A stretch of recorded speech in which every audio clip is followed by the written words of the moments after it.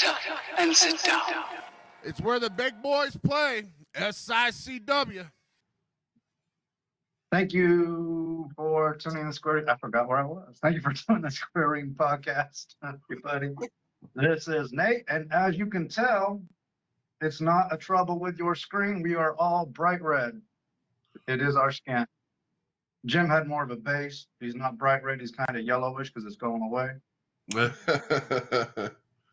But we had our indie show at Worldwide Tech. We will not be showing any video for that because I'm being a stubborn prick. Hey, everybody. How you doing, guys? I'm not doing too bad. How you doing, Bobby? I'm pretty good. It's just go, go, go all the time right now. I can't find what I'm looking for. That sucks. So let's talk about some stuff here. We just had our show Saturday. Pretty good show. I think, Saturday it rained early in the morning there. So we're kind of thinking that that would postpone a lot of things. But I started off the show, first match of the day, and I was told to make sure I got the crowd in, and the crowd came, and the crowd stayed for the next two shows afterwards. So we split it off. It was basically a tournament to go see who was going to face Bobby that night. Fender, Gary Jackson, Attila Khan, they were all part of it. I wasn't part of that little tournament, but ended up being Bobby versus Attila Khan. Were you scared, Jim? Was I? No, I ain't scared. Like I said, I don't need to go after that belt. I would like to go after the Central States. That's one belt that I've not held yet. And once I hold that one, then I'll be following Bobby's footsteps because I think Bobby's won everything. Have you not tagged yet? Oh, you haven't won the tags? That's the only one I'm missing.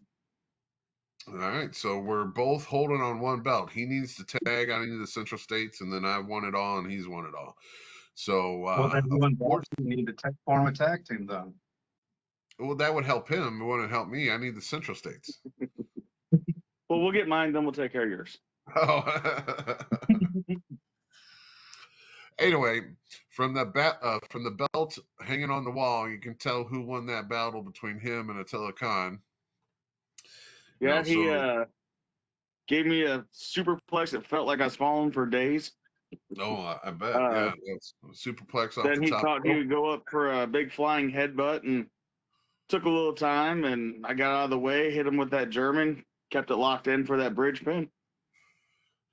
And that's how it's done.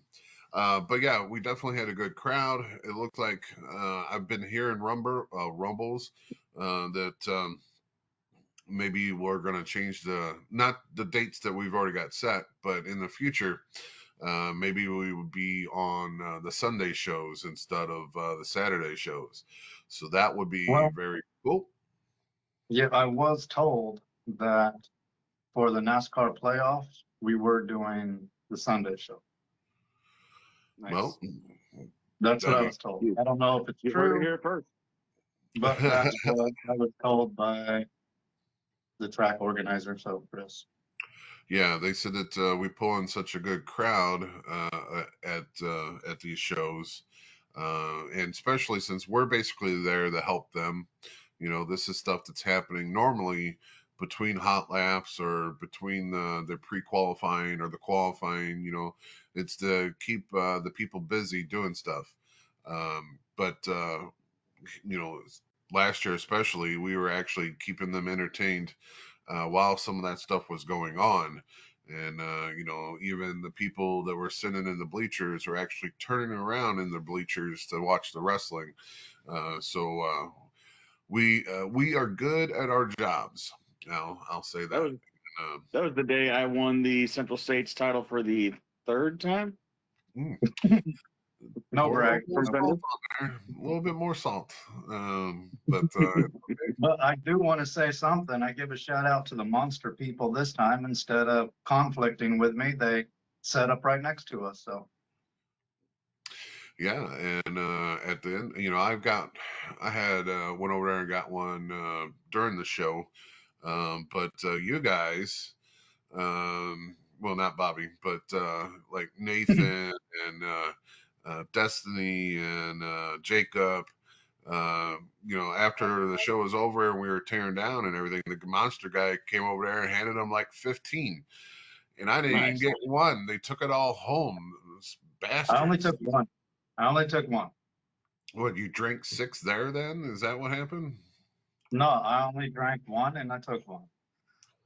Well, If I they had brought the Jason one Simmons they did last drive. year, I would have 6, but I had Jason Simmons drive me in the golf cart straight up to their tent before my match.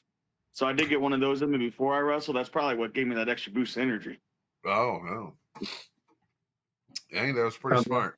Sometimes so you your need a Belleville little. wants a monster then.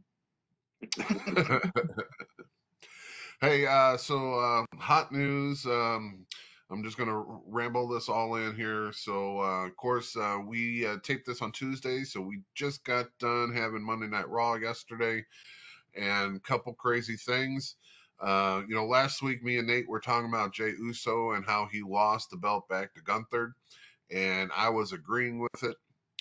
Saying that, not that Gunther is a better wrestler than Jey Uso. It's just that I don't think Jey Uso is, that whole main event type of wrestler. He's that single they're star material. He's more of a tag team material star. right. I say now Rikishi put a video out where he strongly disagrees, but I think he's biased. Oh well, Yeah, just I think a little bit biased. Yeah, he can but disagree with us if he wants, but we know we're right. We identify as being right, so he has to agree. Either not, he's so it turns out that there was a reason behind it, and it's a different reason than what we have. So it was speculations that Bill Goldberg, was coming back and having one more match. Supposedly it's his retirement match, and it so happens that it falls on what's the date? I thought I wrote the date down. July The Saudi 12th. Arabia show, isn't it? No, it is Saturday night's main event. Of course, it's going to be in Atlanta, Georgia, which is, Goldberg country. But there's another reason. It falls on the same day as All In Texas, the AEW pay-per-view. So, from what everyone is talking about, that they put the belt back on Gunther, because evidently Gunther and Goldberg have had words prior to this, and they wanted to continue that storyline of those two. And originally, it was going to get set up between both of those guys for the same night, but evidently they want to put a little bit more oomph behind it, and they put the belt back on Gunther, so Goldberg will have a shot of retiring with the championship. And that I don't disagree with that move, though. They're reading the press. They're saying that that's the real reason why they took the belt off of Jey Uso, and it's not because he's not like main event material. Yeah, I think that's BS, but I still agree with them. If that storyline were true, which I don't think it is, I would agree with that. Well, I know Goldberg's had words with Matt Riddle. I'd rather see that match. So I'm not big on Goldberg. And then to put the title on it, we all know Goldberg doesn't know how to put people over. So we know how that's going to go. He's too arrogant and his matches suck. Well, I'll tell you, his like last that with match. Matt Riddle. That was what Matt Riddle, pissed Goldberg off with, because he said in an interview once that, Goldberg had his place and he's a huge, marketing tool and all that. And like, brilliant for him for what he did. He made a buttload of money, but you don't ever go back and say, man, you remember that Goldberg match, and go rewatch it. Well, that's true. I agree. I can't think of one. And Bobby's a WCW guy. I am. And he was clumsy and hurt people, and his stories were always the same way.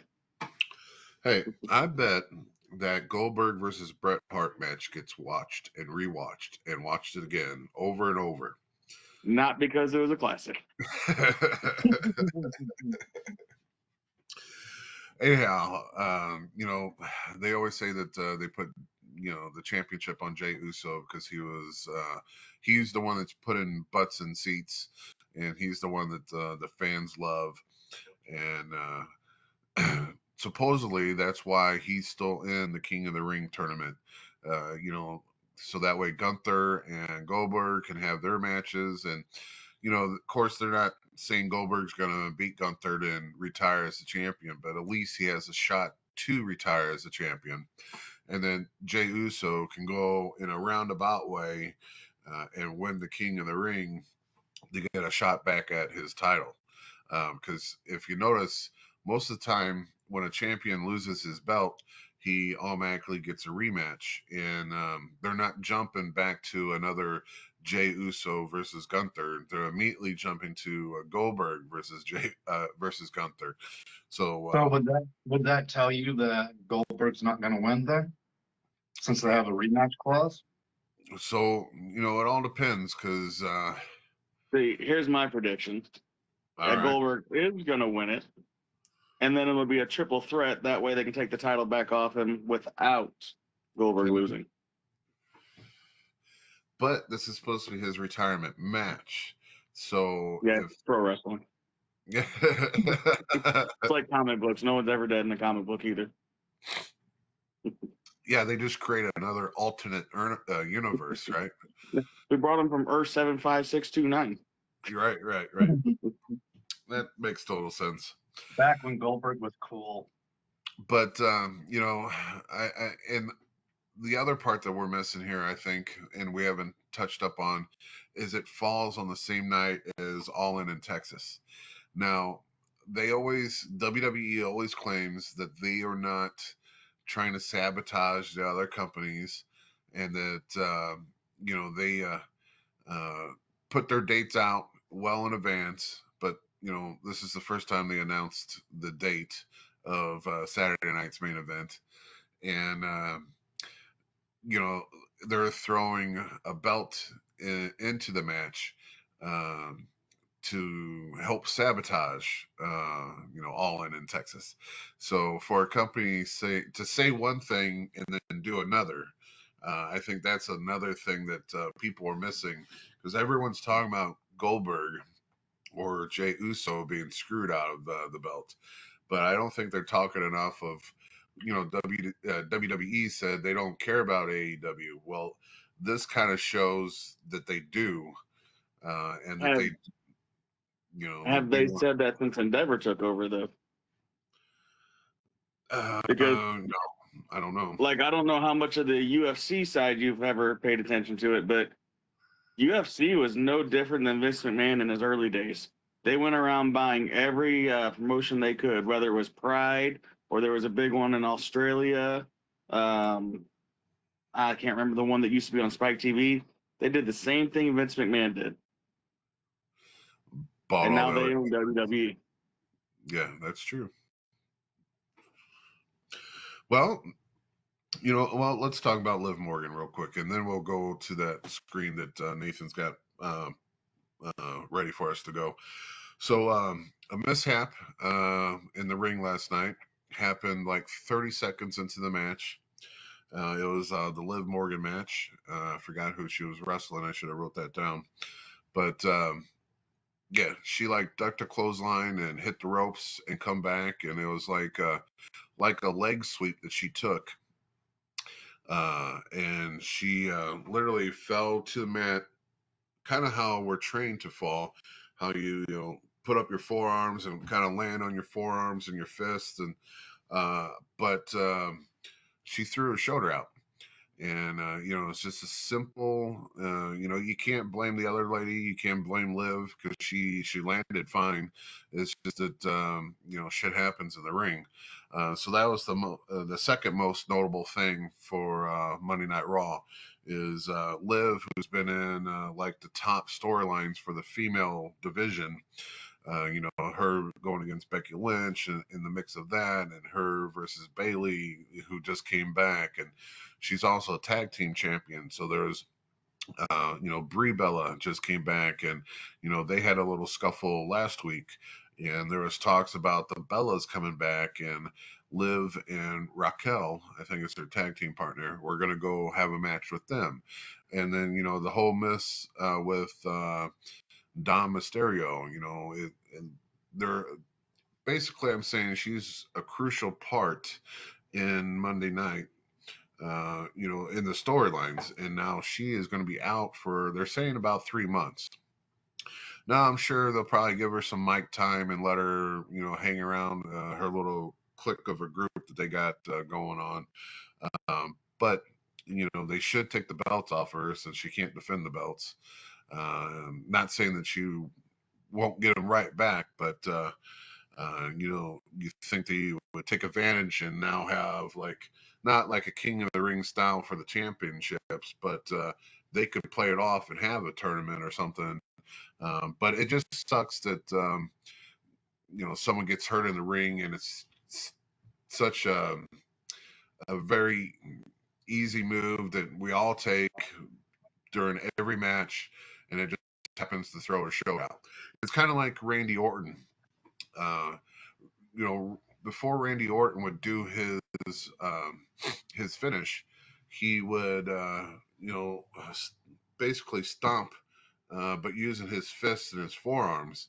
And him doing that one time actually threw his shoulder out of socket too, and he still does it. Of course, the shoulder's been repaired, but I'm just saying, it's just stupid stuff happens, and you can't fault anyone for happening. It's just that anytime we go into the wrestling ring, we put our bodies on the line, and some stuff happens. But so very sad news on that. We wish her a happy speedy recovery, but I know it's going to suck for Raw for a few weeks until they find out what they're going to do about everything. But prior to talking about Liv, we were talking about the whole, WWE and TKO. So it was leaked on how much the ticket prices are for the pay-per-view, the Night of Champions, that's coming to Australia. It's Australia, right?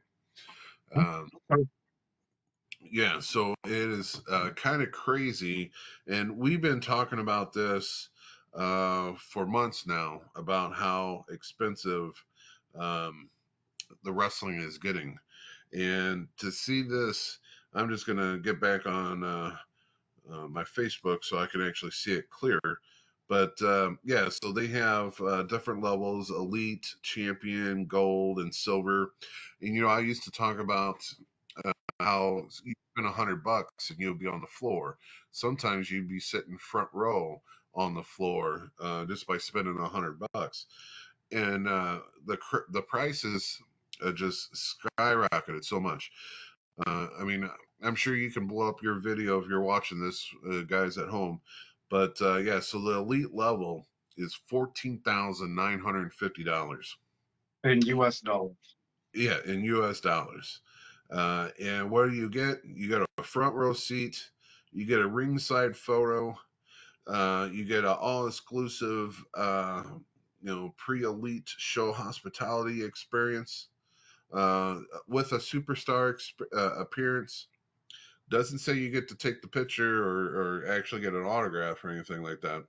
Oh no, those are all separate. You're right. But then you also get the chair that. What kind of chair was that? Go ahead, you can say it. It's commemorative. But yeah, so even the level right behind that is the champion, and that one is $2,250, but it can go all the way up to $8,500. So these ticket prices are just outrageous. They're the lower level is $550 to $1,250, and that's for upper level seating. You're spending over $1,000 for a seat, and Well, now $100 just get you parking. Yeah, and it's just it's just so crazy because we talked about it at the last pay-per-view, how people were, ooh, Nathan is going a little wild. Is he Fine. falling? But we talked about it, how people were sitting at the upper deck who paid, crazy amount of money, and they're watching the pay-per-view on their phone. But they're sitting in the arena because these seats aren't great seats when you're sitting way up high. And it sucks. You don't hear the commentary. You have to watch the big screens because if you look at the ring, you can barely see what's going on. So again, I'm saying they're pricing themselves out. Eventually, I agree.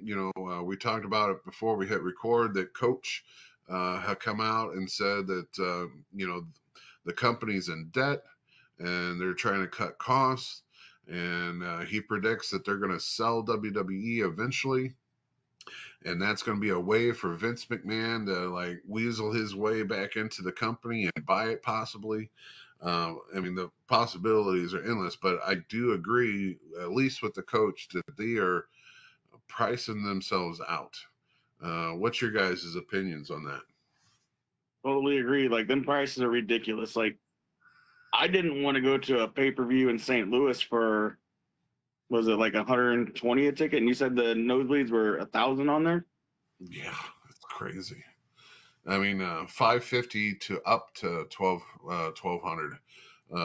But man, And that's just buying it through them. If they're sold out, which they probably will because people are stupid, you have to get them on the secondary market, which will be 3 times the price. yeah. The day of the family of 4, like that we talked about many times, it's done and over with. Unless you're rich or you're taking out a loan like people did for WrestleMania.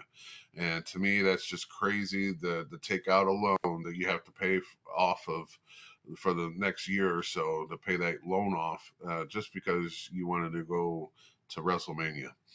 And you clearly get a better view watching it on TV, and then you get to enjoy your house, and you're not having to pay $10 or $15 for a beer. You can just go to your fridge and crack open a 6-pack and be comfortable for the evening.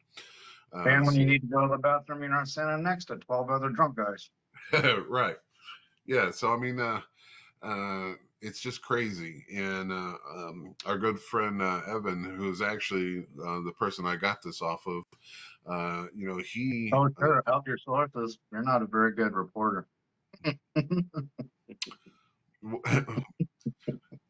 Why do you say that? Because it was leaked, and you say, "Oh, this is who leaked it to me."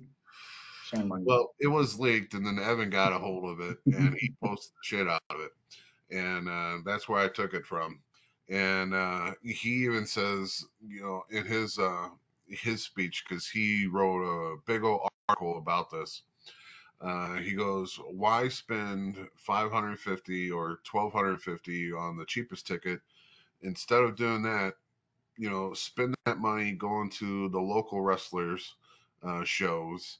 The ones that are going to be the up and comers, the ones that are going to be the next big thing, and support them while you could still see them up and close for $10 or $15, sometimes 20, and you can spend the amount of money for the family of 4 with the drinks and everything, and have a great time instead of because spending. at SICW, the same beer costs what, $5 that it does $50 at the WWE. Well, one, I would never buy a beer at one of their shows just because it is going to be extremely fucking crazy. But yeah, so again, I think they're definitely just going to price themselves out. They hit a snag when they cut, they cut Carlito, and they cut a couple other female wrestlers, but then they cut R-Truth, and they hit a snag with that. We talked about that last week, Bobby, about how the fans started chanting his name, kind of like how they did for CM Punk when CM Punk first quit, and and even when he was in AEW, if Raw was on, if Raw came to Chicago, they're still chanting for CM Punk. R-Truth has the same following, so they were chanting his name and getting on social media saying, "Why? How can you do this?" And so they bit the bullet and rehired him, and now he's back in the WWE. But they cut him supposedly to save money because he was a veteran, been with the company for a long time, and he was making good amount of money. At the same time, they were talking about Roman Reigns because he was making upwards to 15 to 20 million a year too, and he's on a part-time schedule. So when they rehired R-Truth, you kind of stopped hearing the rumors about Roman Reigns, because they know that he's also their money guy. So, if they let him go, because there was talks about they were going to come to him and talking about a pay decrease and trying to keep him still, but pay him less. No one wants to work, do the same stuff, and make less money. So that was going to end badly. Yeah, I think they're going to have to watch their P's and Q's on who they're cutting. A lot of times, they cut newer stars that we don't know as well. So, but R-Truth, he's a 20-year veteran in the ring, and he is such a family-friendly person behind the mic. I mean, he can make anyone laugh their asses off by what he does. And I guess they didn't know what they had until they cut him loose, and then the fans pretty much told them, we want him back, and they got him. But yeah, so that's what's happened in the world of WWE. AEW kind of have a lawsuit going with AEW. John Moxley and AEW is being sued. They're being sued by an employee, who I guess was an employee, named Christopher. Their floor manager. Yeah, Christopher Dispenza. I might have butchered that last name, but supposedly back in May 10th of 2023, there was a cage match going on with Moxley and Omega, and it kind of spilled to the outside. Moxley went to grab a screwdriver from Christopher, and instead of just grabbing the screwdriver, he grabbed it and pushed the guy down, which supposedly he landed on his neck or his head area. And it says here that he had to have several, I can't pronounce the word, fusions and a neck surgery. Cervical. Yeah, there you go. And they're saying, his lawyers are saying that him being shoved and not being part of the program is kind of like a silver assault or battery. So that's what they're going after them for. They didn't talk about how much money that he's going after, but it's a little weird that I think it's been 2 years and now he's just suing for it. So that's weird to me. But I'm sure there is no time frame that I can't. It could be a case of getting all of his ducks in a row for it too. Contacting the lawyers doing research, going through policies, all that kind of stuff. Yeah, that's true too. And we don't know if they were shining them on and delaying it. Yeah, if they were sitting there saying, "Oh, we'll make it right, we'll make it right, we'll make it right," and then after a year, he's like, "Forget it, I'm getting a lawyer." Yeah. But yeah, so not only is John Moxley, you think they would just sue John Moxley, but they're going after AEW too. Of course, behind the scenes, AEW's got a lot of money. The Khan family's got a lot of money. So who knows what's going to happen with that. Let's see here. Let's see here. Matt Riddle is teaming up with Nathan here. They announced that Matt Riddle announced yesterday that he has started his OnlyFans, and that's why I said he's teaming up with Nathan, because Nathan too announced that he's doing an OnlyFans. So it'll be interesting. Matt Riddle's charging $20 a month, just in case you guys want to know that. He Nathan's announced. is a penny a month. Nathan, I You would still make, can't get a subscriber. I would make a record for negative views. but People you would know, pay to shut it down.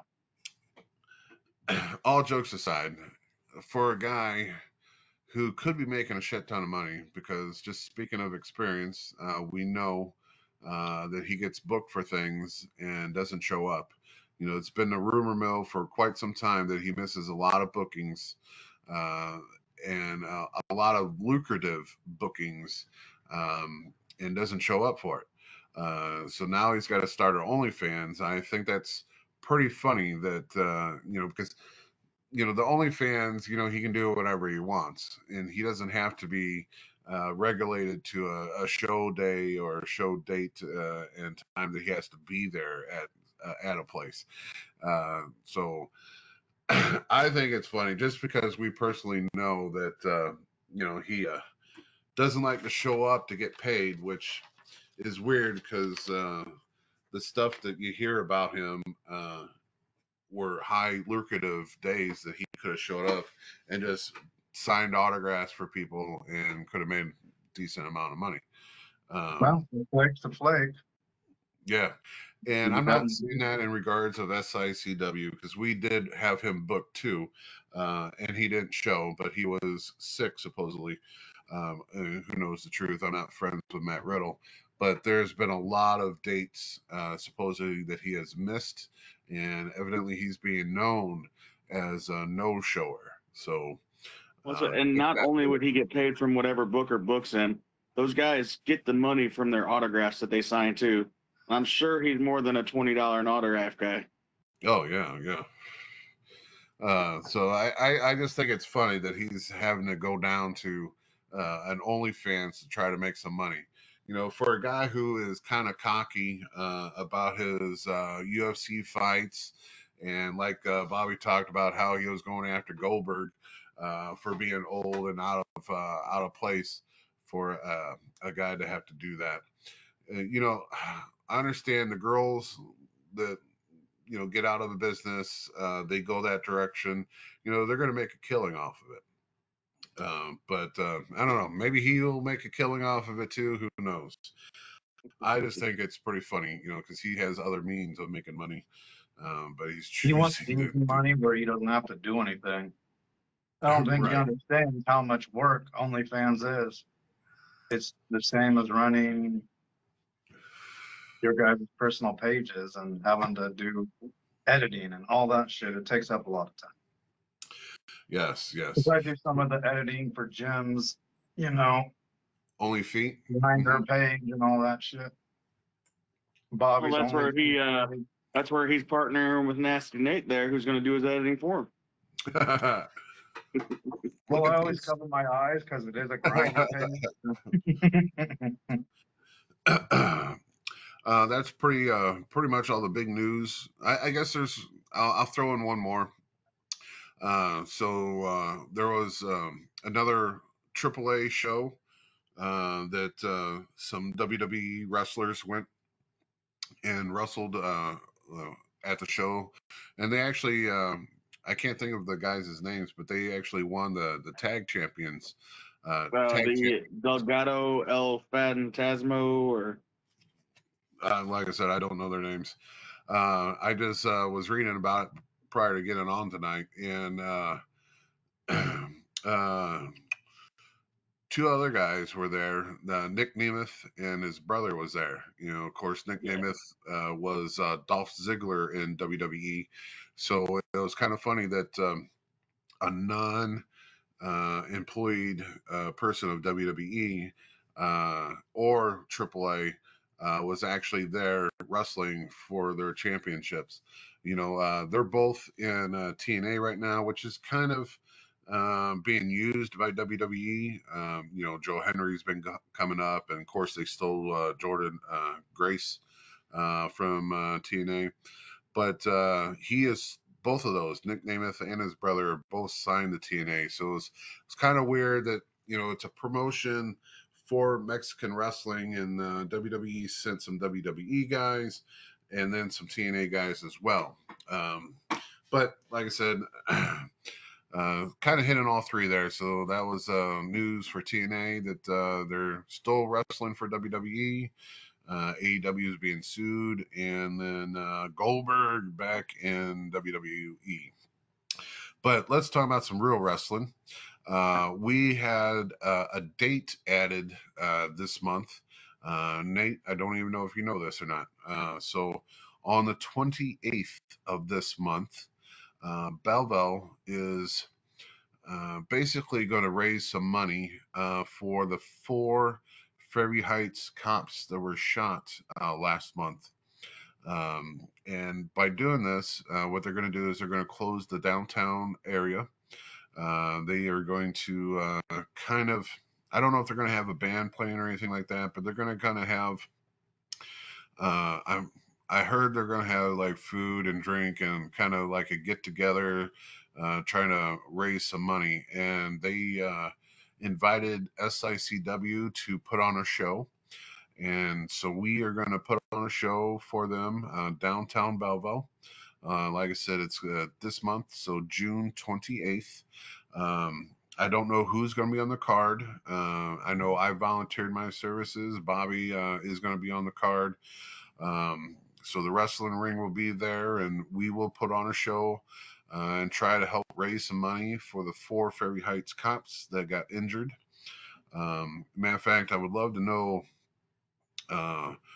how they're doing, because I heard one of them actually got shot in the face, which I'm looking that up now. you're pulling that up. I'll say, I thought I read that next day afterwards that he was in stable condition and everything. The one that got shot in the face. He's stable. Good. Sicw, we do this a lot, where if a fallen officer or one who gets shot, we did that same thing for the Dupo cop, and who actually we had on, and he's doing a lot better too. He's back on the force. He's roaring just like he used to. But we've done it for the chief of Aldepont? Yeah, I was going to say, I thought it was Prairie DuPont, but Aldepont. Yeah, he was the fire chief. Yeah, so I mean, and we do it for schools and other, places, try to raise money for their foundations. So this is another good one that we are going to be totally behind on trying to help raise some money. And the one that was shot in the face is Officer Molly Munich. So it was a lady. Yeah. So, yeah, good things, but it's another show that the fans can come and, watch a show and donate some money to a great purpose. And I'm sure, like they normally do, there'll be food trucks there, and probably some good beer on tap, cold beer on tap, and and there might not be. I'm just making this up, but no, I'm just thinking Belleville's going to go all out for him, just because. I'd say, if not, there are plenty of establishments where you can grab a beer downtown. Yep. Yep. But I'm just glad that we're going to help these cops out. I'm not a first responder, but I work with the first responders. So I feel a part of that family. So I am, thrilled to be helping, cops and firemen and, emergency people, ambulance drivers and hospital workers and everything like that. So it's a good feeling when you can do something that you love doing and it helps another person out. But yeah, so that's coming up. Go ahead. What were we going to say? And so now let's get into our next segment. We have 20 minutes left, so we can do 10 minutes per segment. You ready for this one? Oh, yes. So it's amazing what technology can do. I've always loved my story of how I got into wrestling. This is based off of it. It's not a true, Bobby knows, and I'm sure Nate knows by now that I've been kicked out of wrestling so many times that, it's not 100% accurate, but it's a children's book that I wrote. Of course, I used AI's technology to help illustrate it, which I found out a lot of people don't like. Like illustrators don't like that because it can make any person be able to write a book, and I get it, but at the same time, I want to get this out there, so it's almost done. I'm gonna send it off to Amazon probably by the end of this week or maybe next week. And then I'll have a link that you guys and everyone out there who wants to buy a copy. But basically, it is about a boy named Jim who falls in love with wrestling because that's what his father loved, and that's all he wants to do is become a wrestler. And he finally gets to be able to do it. And I just won't spoil the end for it, but. Hopefully it'll be coming out, like I said, pretty soon. Hopefully by next month you'll be able to buy it, and I'm sure I'll have some hard copies at the shows. But it's a light-hearted story because I didn't want to tell a story of like my father passing away before he was able to see the big payoff of the wrestling career, and that's one thing I do wish he would have been able to see, because I became the classic champion a few years after my father passed. And, but he was one that when, he didn't live in the same city or the same town as me for the long time. He lived with my brother out in Kansas. But whenever he came to town, he was at my wrestling shows. Not to compare, but Bobby is now in the same situation that I was in. And don't want to steal your thunder or anything like that, but we did talk about the passing of your father last week. And the reason why you weren't on was actually a good thing because it was your son's birthday as well. Was that last week or the week before? Yeah. Last week. So, Bobby's I'll just flat out say Bobby's father passed away too. And, I've already said my condolences on that, but Bobby's dad was the same as my dad, where he didn't live in the same city or the same state, but whenever he was in town, he was right there, watching every show, going behind the scenes, shaking everyone's hand, and trying to have a great conversation with every wrestler, and he just loved the business as well. So, at least Bobby's dad got to see him be the champion. So I give Bobby props for that because my dad passed before he could ever see that. But I didn't want to put that in the book. So the book is a little bit more lighthearted, where the father figure gets to see his son win the championship. But yeah, we don't have to spend 10 minutes on this. But it's something that I think I really wanted to put out there because we all know there was a documentary made about me, and some people got to see it because it went into like the film festivals and stuff.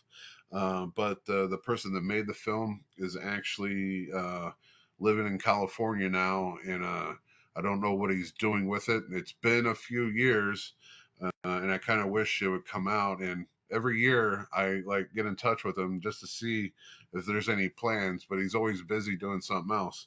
But I would love for that to make its way into like a DVD form or something like that, because a lot of things in wrestling happen, but don't happen. It's so weird because I've been in, a couple commercials, some that we've showed on here, and other commercials that should have been big. But after they filmed it and I got paid for it, it never went anywhere. And never made it to TV or anything like that. So, or even like side projects of being in like the Salem Tusk Adventures. I thought that was going to be very cool. A bunch of us local wrestlers were in it. but that hasn't gone anywhere either. So a lot of things happen, but don't happen. And this is something that happened and went in through some film festivals and actually, scored high enough where it was being moved into upper enchiladas of the film festival world.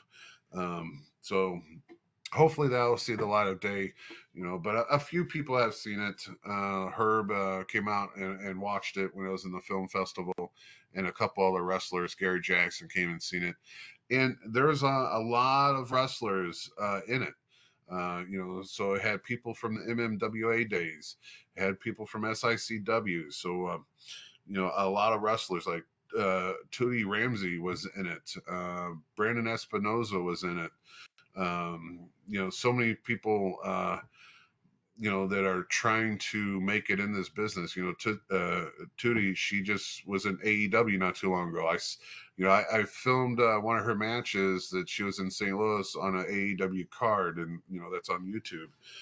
So it's a good history block, but it goes about my whole autobiography type of, my start and where I was at the time.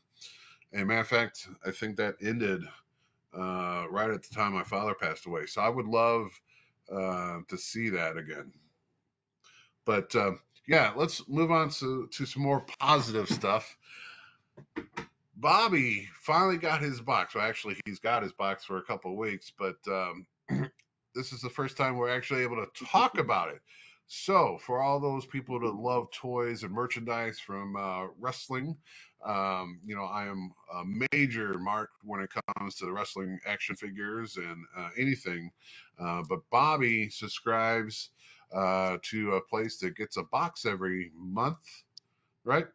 Pro Wrestling Crate. Yeah, Pro Wrestling Crate. So let's see what you got. It was actually a pretty good box this month too. Like, there's a lot of times where it's a bunch of stuff I don't get that excited for, because it's a lot of times stuff like this where it's a duplicate of an autograph or something that I've already had. But this one, then there's the posters. I don't really get too excited over those either, but this one has some other cool stuff though, like the Ric Flair little plushie dude. Look at that. That's cool. Yeah. I'm gonna knock my stand over here. Hologram, little micro brawler. Nice. Yeah, the Nasty Boy socks. I love them back in the WCW days. I almost bought some Demolition socks the other day. I said, and then I love the shirt, the American Dragon shirt. Oh wow. Yeah, but so that's the thing that I probably pop for the hardest is the Revolting Blob pen. Oh. I was super excited when I opened this. So how I tell you, like I get my stuff from everywhere, eBay, Facebook, and all this stuff. There was an auction last night that I was trying to buy some stuff off of, and one of it was those pins, and I was like, man, do I want it? Do I want to? And I didn't pull the trigger on it, but that's kind of cool. Yeah, I don't like wear the pins, but Revolting Blob, I'm definitely keeping that one. Nathan, I don't know if you know who, the American Dragon is, but that's Bryan Danielson back when he was in Ring of Honor. Of course, Ring of Honor is owned by AEW, and he works for AEW, so that's kind of cool that they threw that out there.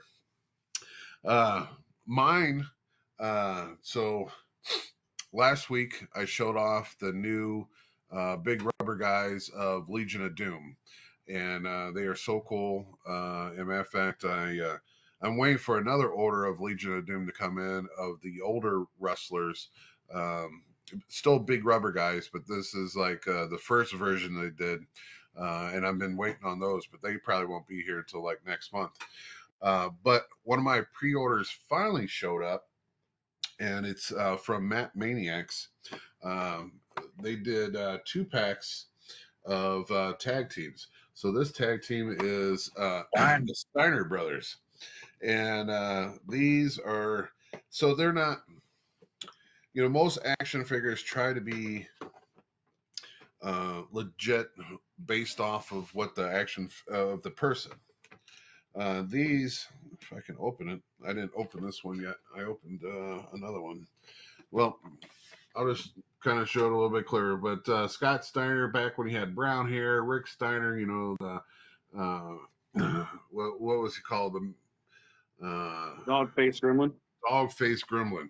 You know, so tag teams, you know, top on my top list is Legion of Doom, Demolition, and the Steiner Brothers is up there.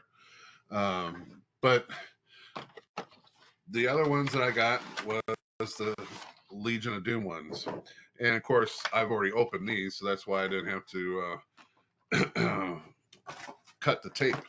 But these are so cool. They're like the Hasbro style, the size of a Hasbro. They're a little bit more, I wouldn't say cartoonish, but the details on them are freaking great. I was waiting on these for probably, I ordered them probably like 3 months ago, and they just finally showed up. And it actually, the night of our podcast last week, when I was talking about the big rubber guys, the LODs, I just had some fall. These bigger ones, which I think are freaking awesome. I mean, the shoulder pads are all spiked and they're like really sharp, spiky, and freaking the outfit is just great. These are so similar. Like I said, they got a little bit of darker skin, like a skin tone. I don't think they got the right skin tone for them, but Well, they just hit the tannin salon a little harder. yes, so freaking cool. And like I said, I got the Steiner Brothers that I haven't opened yet, but and I probably don't think I will, because what I think I'm gonna do is in my shelving units here, I think I'm gonna put like all the kinds of LOD together and all the ones of Demolition together. So you kind of see like the Hasbro and the Matt Maniacs, and then the big rubber guys, and then the Mattels and stuff like that. But these are very cool. I'm so glad I got them. Kind of a little expensive because the way they made you buy them is you had to buy both packs at the same time. You couldn't just buy the Legion of Doom. You had to buy the Legion of Doom and the Steiner Brothers, which is fine because I'm a fan of Steiner Brothers as well. But I only got two other things. One I thought was very cool. The package is a little rough, but this is early 80s. Hulk Hogan's Rock and Wrestling. That's kind of dates you back, so about 83, 84. 4 hours alive. LJN's, they had the big rubber guys, and then they had smaller ones. But when Hulk Hogan's Rock and Wrestling came out, they only had like 6 figures made. And this one's the Iron Sheik, so it's still in the package. Package is a little rough, but I just wanted to have one in the package. These are a little bit smaller than the Bendies for the LJN style, but very cool. And at least I can say I have one. But the other item I got today, and this company is kind of under a lot of fire right now. And I'm thinking when we go to Iowa, we're going to have a chance to talk to the vice president of this toy company. The toy company is called Powertown, and it's ran by Greg Gagne and some other gentleman. I can't think of the other wrestler. I just picked him up though. What the fuck was his name? So why are they under fire? So their first series, their first run was Bruiser Brody, Stan Hansen, Kevin Von Erich, Lou Thez, and I still need to get a Lou Thez. But the first run, this first series came out pretty quick, and people got them in their hands. But this company was also signed to TNA. So TNA signed them to make their figures. And then also they were going to come out with a second series of their own, which would have been Junkyard Dog. Who else was out? Dory Funk Jr. was supposed to have a figure, and they showed pictures of them. And like I said, these are all pre-orders, so they wanted your money up front, and then they would take that money and pay off the factory. Factory would make it, send it back over. Well, these figures have been postponed so many times, and then they actually came out and said, "All right, in April, they're going to be here by April. Sorry, and then they kind of hold people over. They started making these coins, and I got mine today. It's a Bruiser Brody coin. So they handed these out to people that did a pre-order, but still haven't got the figures yet. And now April's done come and went, and we're in It's June. been a new now. coin. No, this is no. Everything that I ordered came to me because I only ordered the first series, and I wanted the Bruiser Brody and the Stan Hansen, so I got mine, but I didn't order any of the second series or the pre-orders for the TNA wrestlers. But for those people who did, we're now in June. We're a couple of weeks from July. So they started sending out free wrestlers of the first series. So everyone who ordered the second series, they were like, all right, we know we screwed up. We don't have the product in hand. Here's a free figure. And they were sending out Bruiser Brody's and Kerry Von Erich's. So they're under fire because, like I said, none of the figures have shown up yet. And the company actually changed names. It's no longer like Powertown. It went to a different name and then already switched to another name. So they're on their third name, and so everyone's like, "What's the deal? Are you going under? What's going on?" And they're under fire too because they're not talking to anyone. Like their website is still back from dated back in April.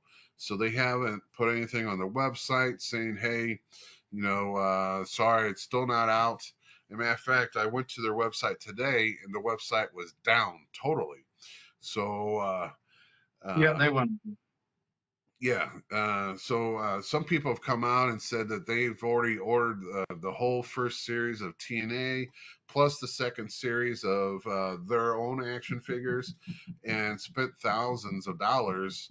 And now they don't know if they're going to get their money back because they don't know what's going on with this company.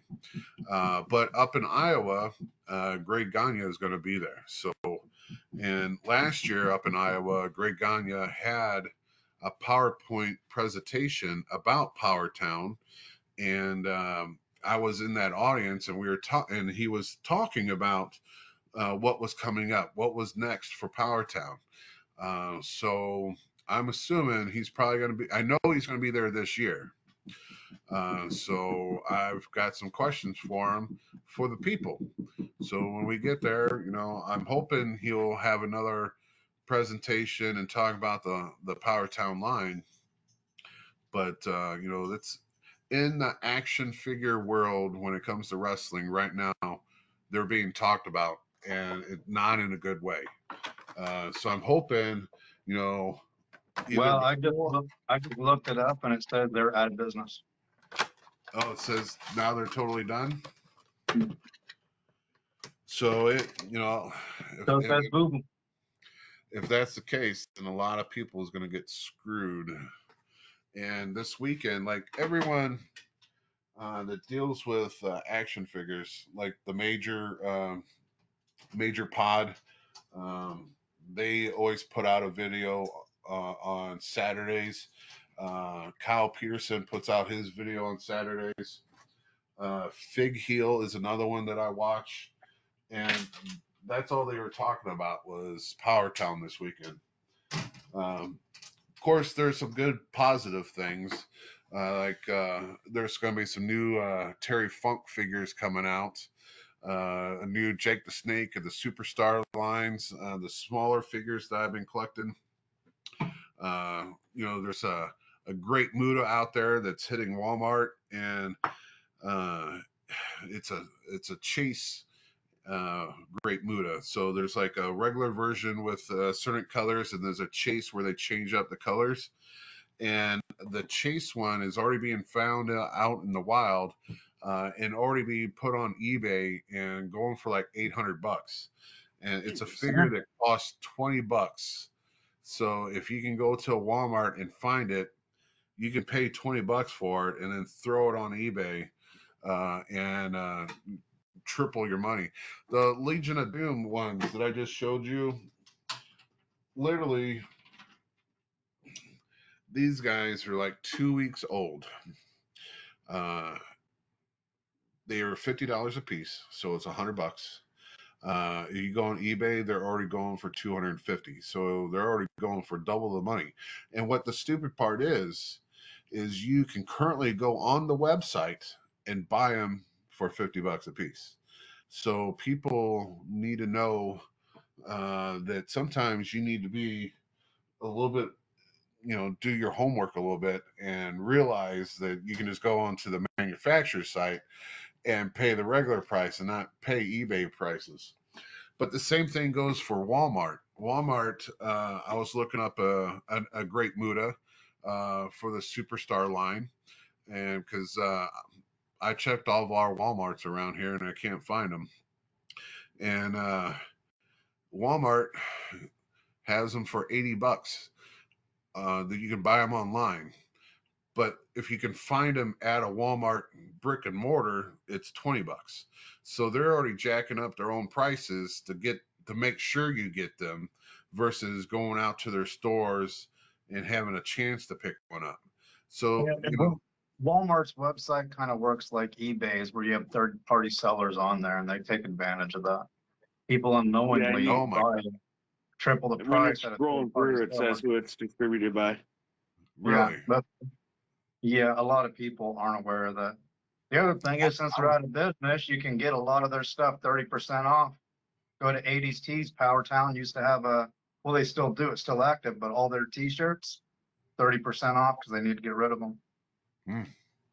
Now, Powertown, let me just be clear. The figures that I got, the Bruiser Brody, the Stan Hansen, and I just picked up a Kerry Von Erich. Of course, I got that one from eBay. But the action figures, they're great looking action figures.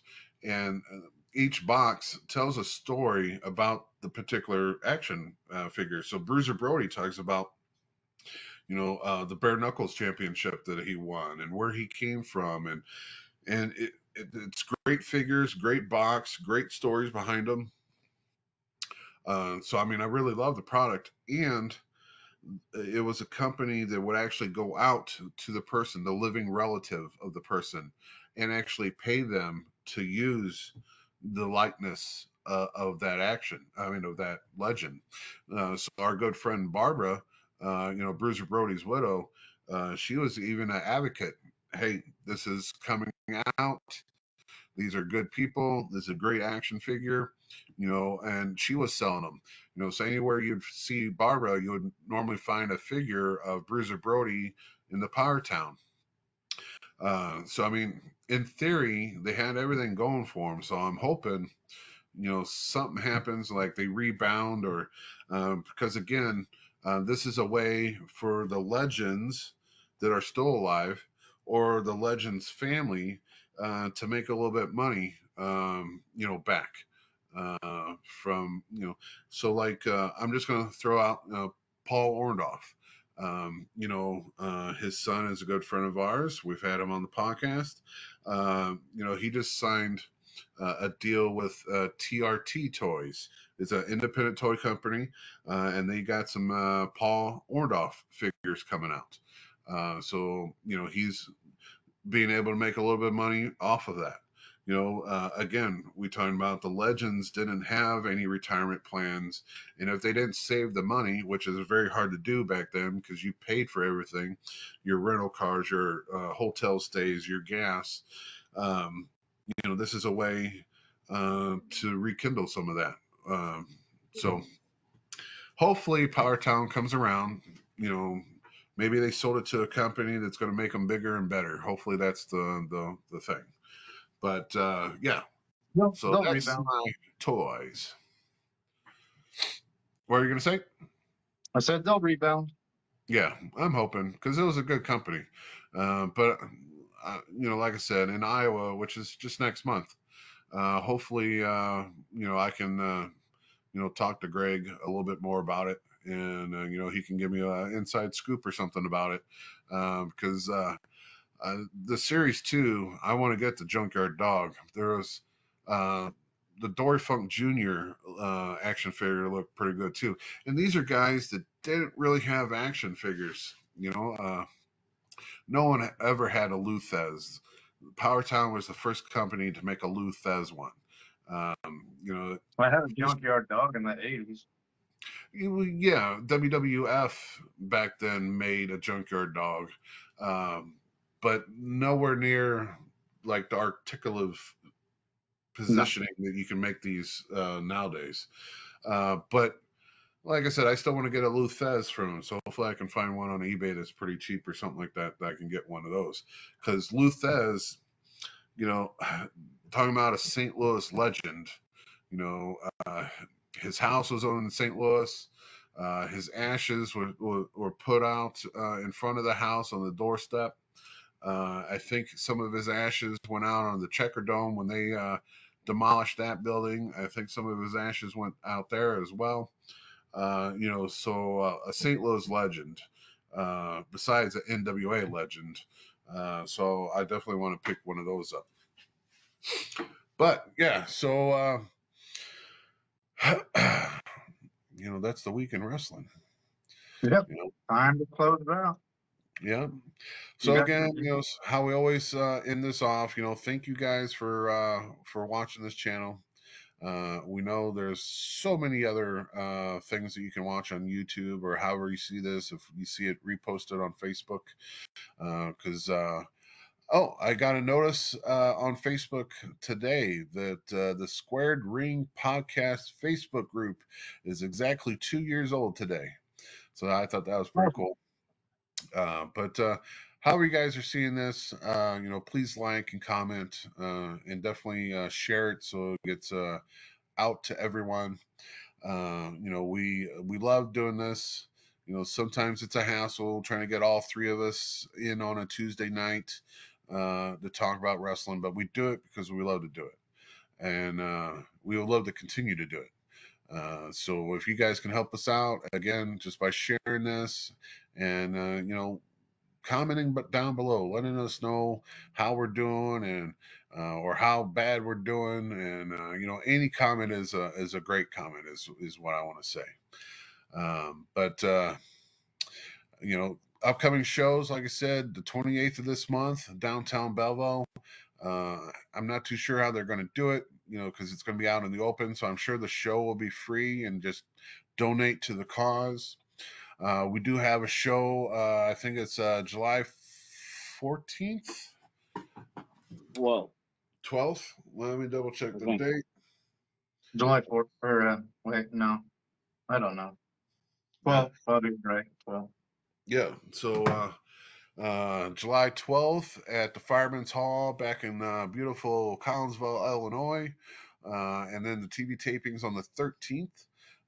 So those are the next 2 show dates. And then also in July, if you want to follow us to Iowa, we'll be making our way to Iowa and having the Hall of Fame show out there. So very cool. Get to meet my friends Demolition. They're going to be back out there. Like I said, one of my favorite tag teams. Edge is going to be out there. Of course, we already said Greg Gagne is going to be there. Eric Bischoff is going to be there. So many cool other people. Of course, JBL is always out there. Gerald Briscoe, so it's a great time. and I'm sure it's gonna be videotaped by Nate Dogg right there. No, not gonna be taped by Nate Dogg. I'm sure it's gonna be taped somewhere or someone, and I'm sure Amy will go live with some of it as well. So definitely, if more information, sicw.org. You can go there for all the dates. But anything else, guys? No, that's I it. think that about sums it up. All right. Well, then thank you, and we'll see you at the wrestling shows. Have a good See week, ya. guys. Have a good night. See ya. Bye.